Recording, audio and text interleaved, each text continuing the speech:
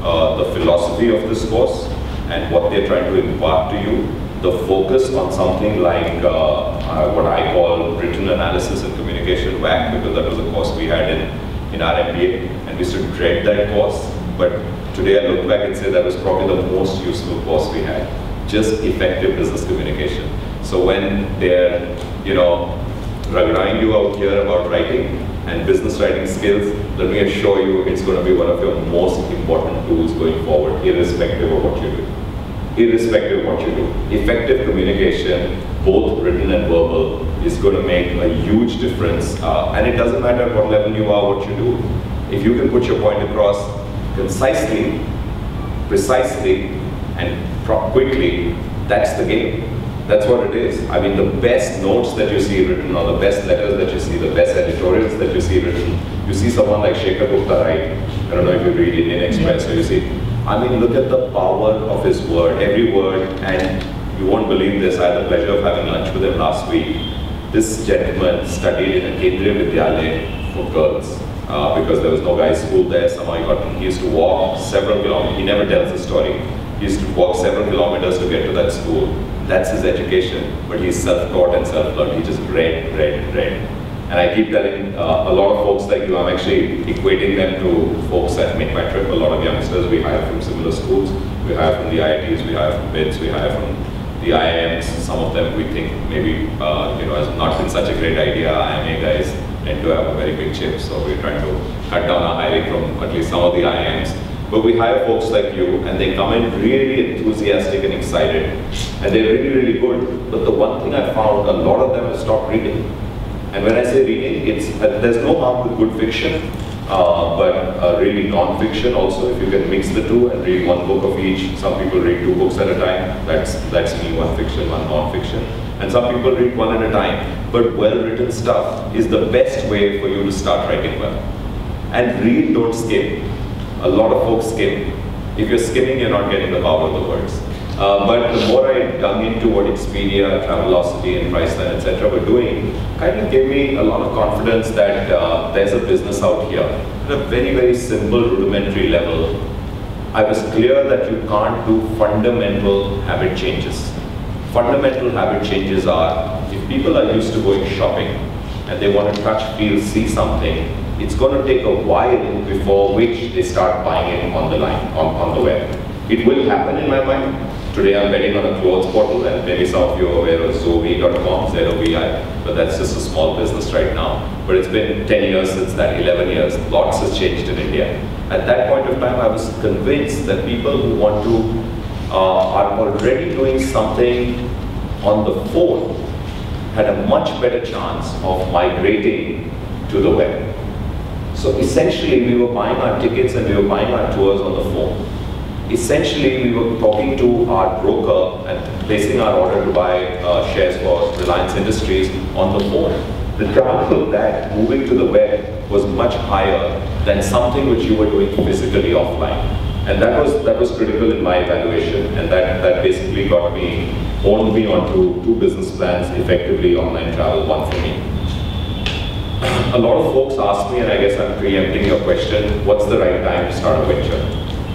So I guess if you guys are answering this question, we'll have one less question. There's really no correct time for anyone. What's worked for me may not work for you at all. For me, work experience has been invaluable. Those 8 years were invaluable. They could have been 6. I think AMF could have been cut short 2 years. ABN AMRO could have been cut short 1 year. They could have been 5. But those 5 years were critical because the amount that I learned then, which is helping me not in the startup phase, but which has helped me in the scale-up phase, has been invaluable.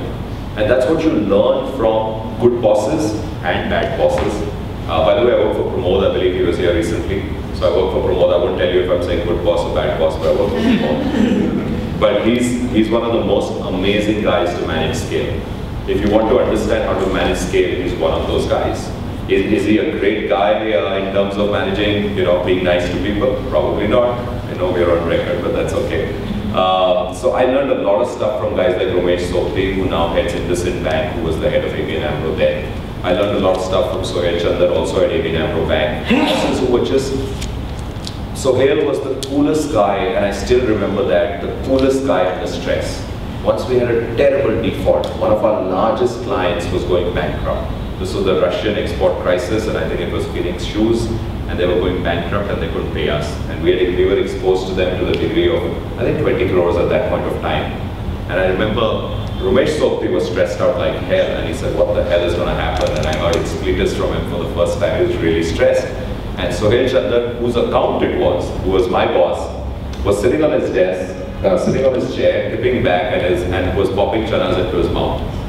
All through, he just kept popping chanas into his mouth, and something was losing it completely. He said, you know, what the hell are you doing? He said, I'm thinking. So he said, there's nothing else we can do. We can't go there and get our money back. We can't do anything of that sort. So let's figure out how we get around this. And finally, he cracked the problem.